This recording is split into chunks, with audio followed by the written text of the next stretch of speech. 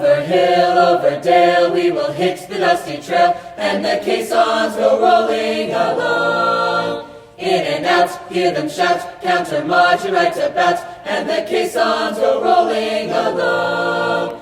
Then it's hi, hi, he in the field artillery. Shout out your numbers loud and strong, for where'er you go, you will always know that the caissons are rolling along. Anchors away, my boys, anchors away. Farewell to college joys, we sail at break of day, day, day, day. Through our last night on shore, drink to the foe, until we meet once more. Here's wishing you a happy voyage home. We go, Off we go, into the wild blue yonder, climbing high into the sun. into the sun. Here they come, to meet our thunder at the Boys, give her the gun. gun. Down the dice, touching her flame from under. Off on one terrible course. We live in fame or go down in flame. Hey, nothing will stop the U.S. Air Force. We're always ready for the call. We place our trust in thee. Through surf and storm and howling gale, high shall our purpose be. Semper Paratus is our guide, our fame and glory too. To fight, to save. To fight and die, I Coast Guard, we are for you. Hello, Waterford residents. I'm Rob Brule, First Selectman. I'd like to take this opportunity to acknowledge our amazing veterans in Waterford and around the country who provided us the very freedoms we enjoy today. Your service and sacrifice have kept our country safe and free and is appreciated. We celebrate the strength, courage, and dedication of our veterans who not only wield the hammer of conflict, but also shaped the world for lasting peace. Since our humble beginnings in 1776, the American soldier has fought and died on battlefields, here and abroad, to defend our rights and freedoms. Each of you are and will always be American heroes. This is the one day of the year that is set apart for our soldiers, sailors, airmen, and Marines who have sacrificed so much and expected nothing more than a thank you. They offered their lives and made sacrifices for the sake of humanity. Let us also remember our future veterans who are serving today, writing a new history. Because today, wherever Old Glory flies, at a post, fort, base, ship, or installation at some near or far country, you can rest assured there is a soldier, airman, Marine, or sailor willing to pay the ultimate sacrifice for you and me. A key component of our nation's greatness lies in our ability to honor, respect, and appreciate through our actions and memories all those who died or served to ensure our freedom and safety. We often hear that freedom has a price. Today is our day to say thank you to those who have generations have footed the bill, to those who have paid so dearly, and to their families and friends whose lives are forever changed, and to whom we owe an enormous debt. Today, military support groups, veterans associations, and everyday Americans make sure that we pay tribute to those who have served and sacrificed. Waterford is committed to honoring our men and women in uniform who made the ultimate sacrifice. May God bless our veterans. May God bless all those serving in harm's way. May God bless the residents of the town of Waterford. And may God continue to bless the United States of America. My name is Jim Reed. I live in Waterford.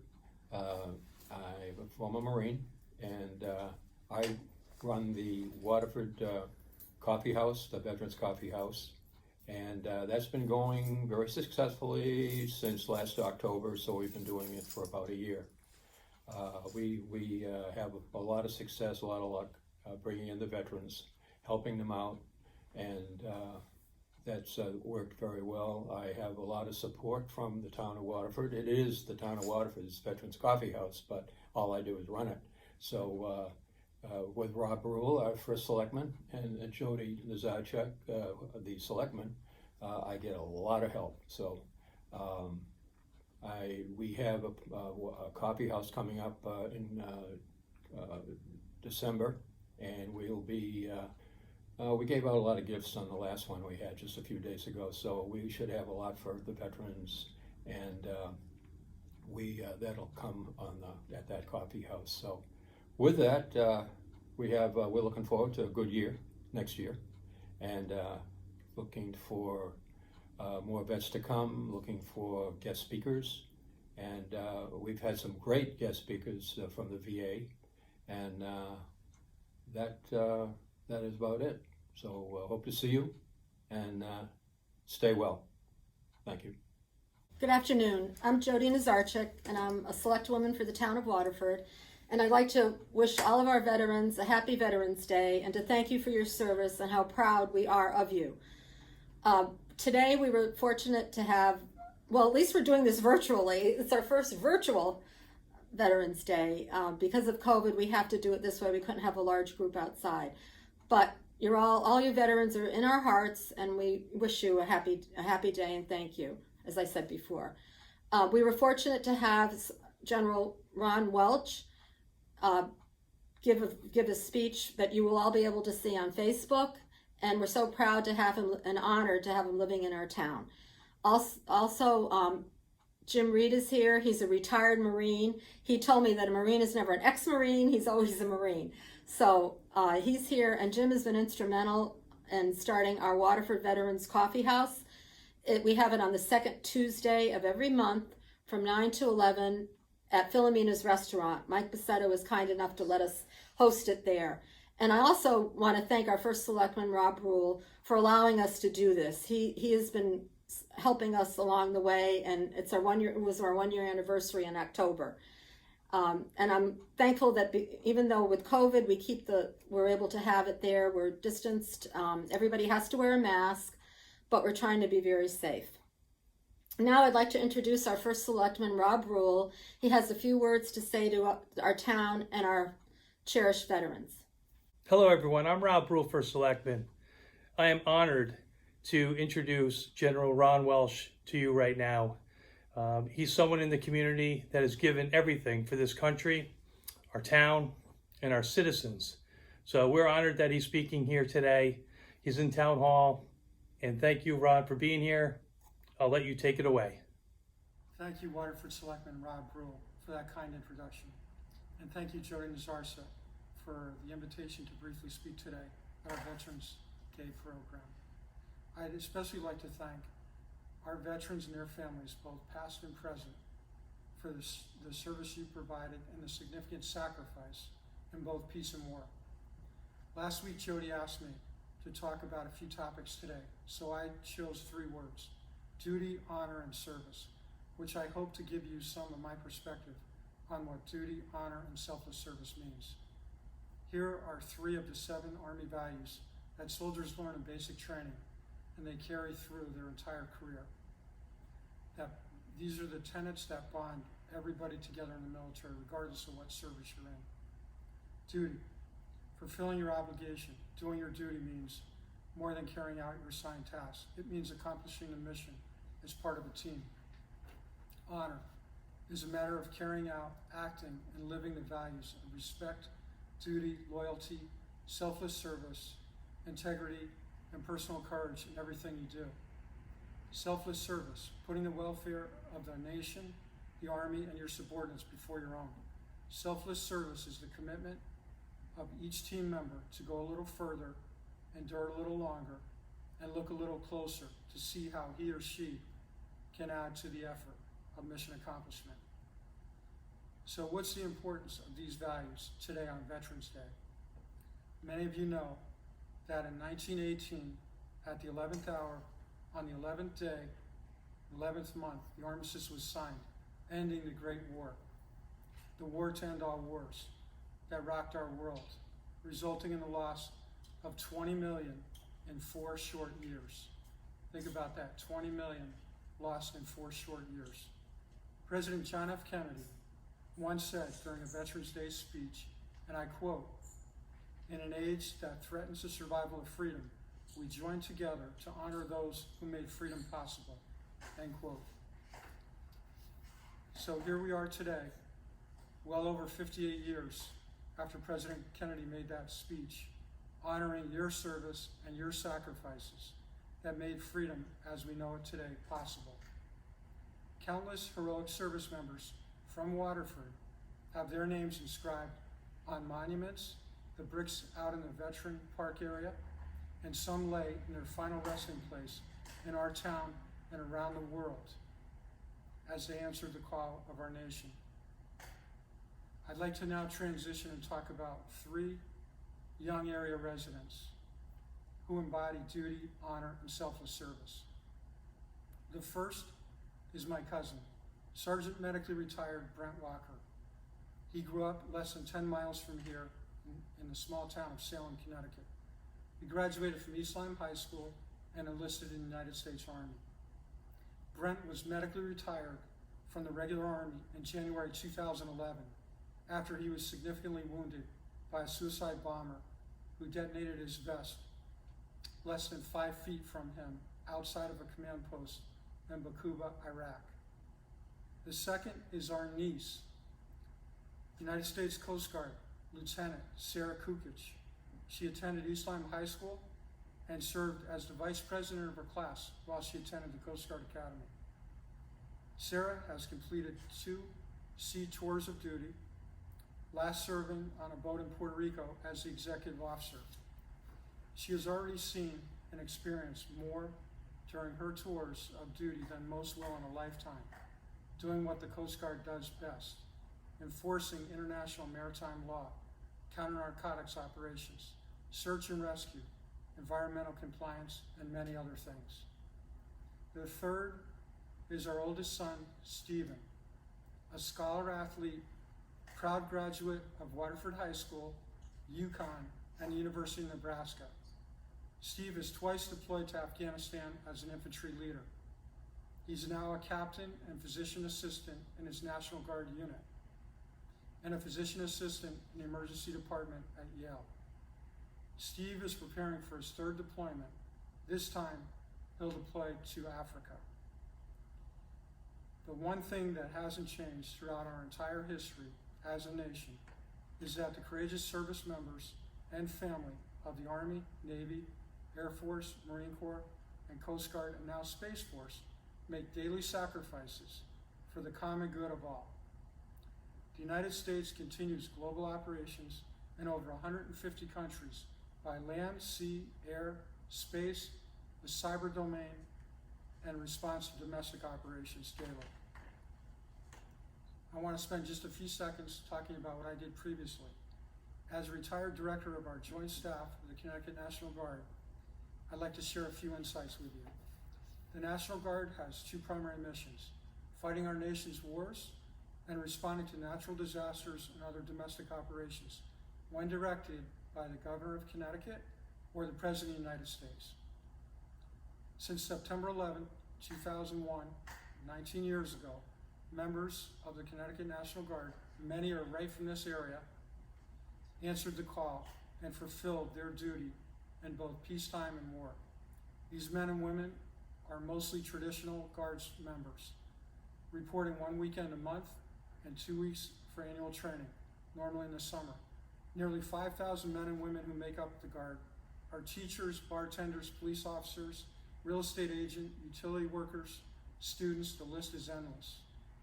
The citizen soldiers and airmen who make up the force are nearly from every one of the 169 towns in Connecticut.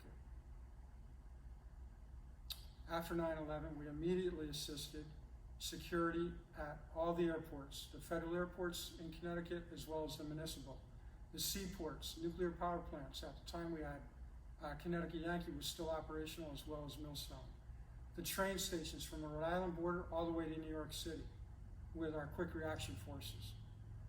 We have assisted during natural disasters and hurricanes, tornadoes, floods, blizzards, and for the past 9 months, supported the COVID-19 pandemic response.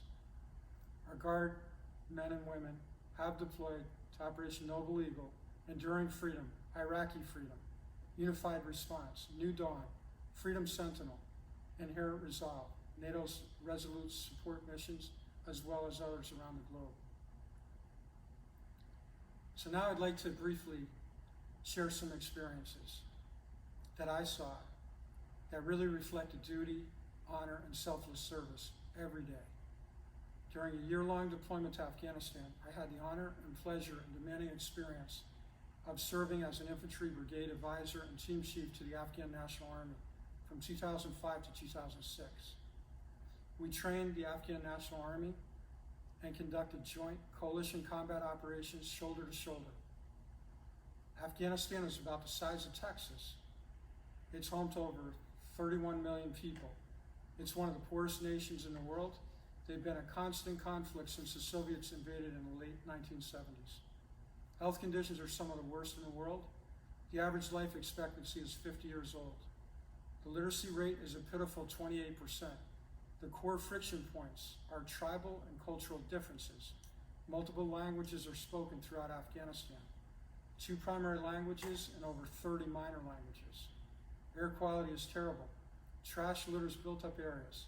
Sanitation is almost non-existent, with slit trenches along the sides of most of the unimproved roads. Most of the population still lives in mud huts. Corruption is rampant. You witness it typically during the election cycles, and illegal drugs still dominate the economy. Afghanistan is one of the world's largest opium producers.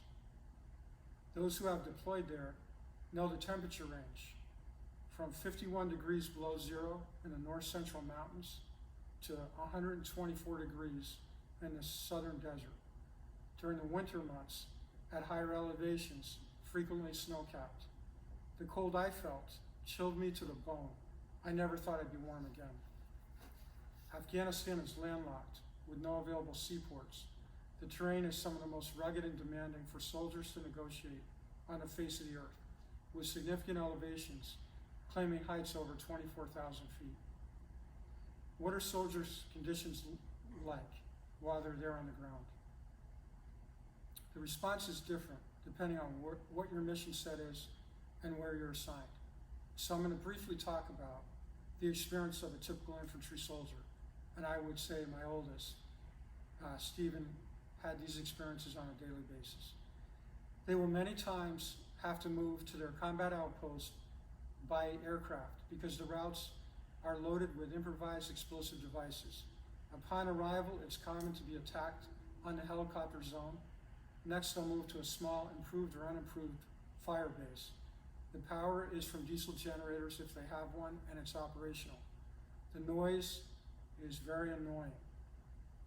Many meals are in the form of meals ready to eat, protected by a thick plastic pouch that can be thrown into your backpack for easy transportation.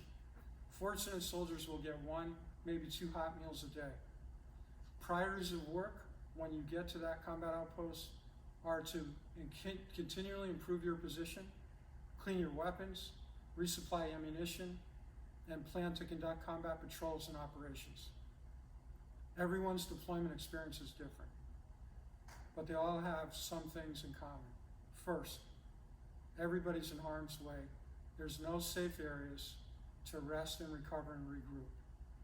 Family members back here experience their own significant stressors. Depending on where you are during your deployment, it can be extremely difficult to stay connected with your family. So a bad day in Afghanistan. The challenges are endless and occur daily.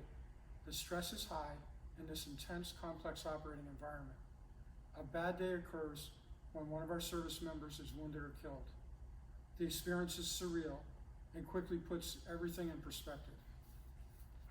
A good day in Afghanistan, and unfortunately there aren't enough of them, is when you receive mail from home or a care package from somebody that's thinking about you. It may also be a day when you're part of a well-planned and rehearsed operation that eliminates the threat and perhaps takes down an improvised explosive device cell or a weapons cache, or when a new school is opened, You provide humanitarian support by providing food, clean water, blankets, medical support to a village that's hurting badly.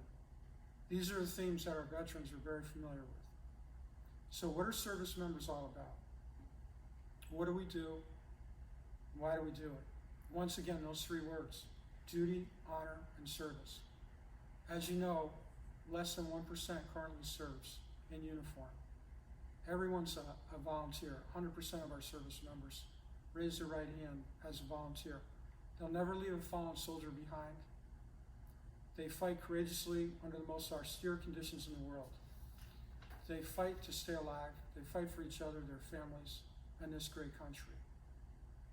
Before I close, I just want to talk very briefly about the exciting news we shared today on Facebook Live about our current organization, the job I have now, and the best way I can continue to serve our veteran population. I'm the Vice President of Veterans Rally Point up in Norwich. We provide free military services to service members currently serving, veterans, and family members. We're located up by Dodge Stadium at 24 Star Avenue. Today on Facebook Live, we announced we had received a grant from the state of Connecticut for $2.5 million a few years back. Today we announced a design build firm. Their name is Enterprise. They're out of the central part of the state, out of Newington. They will start construction on our facility up there that will provide remarkable services. In December, they'll start demolition. We'll have a ribbon cutting on 9/11, 20 years to the day. That's our goal right now. Within that center, there will be a large fitness area with cardio equipment, strength training equipment, and a climbing wall. We'll have a commercial-grade kitchen to host big events, such as a Super Bowl party. We're going to do nutrition classes and cooking classes. We'll have a medical screening area to check our vets. And we'll have an employment center, a computer center, makerspace so a veteran or family member can come in and do projects with their hands, exercise their mind and their hands, and walk away with a project that they've made. Out of wood, a woodworking type project, or pottery, or painting, 3D printing, whatever they desire. We'll have counseling space. As you know, 22 veteran suicides a day, which is underreported with COVID. We understand it's increased by 20%.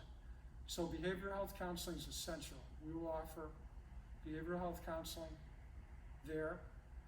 That'll be one of the key things that we will provide. We'll have yoga space, a meditation area, peer-to-peer support. We'll continue. We do that every Wednesday night from 5 to 6:30. Legal services, financial counseling, veteran service officer on site to process a VA claim, and much more. The last thing I would like to say about that is please visit us at our website, veteransrallypoint.com, to learn more about who we are and what we do. So in closing, please celebrate our veterans today, and thank you for the invitation to speak, Rob and Jody. Greatly appreciate it. Bless you, our service members, their families, our great nation, our beautiful town, and enable us to remain strong and get through this pandemic as soon as possible. Thank you.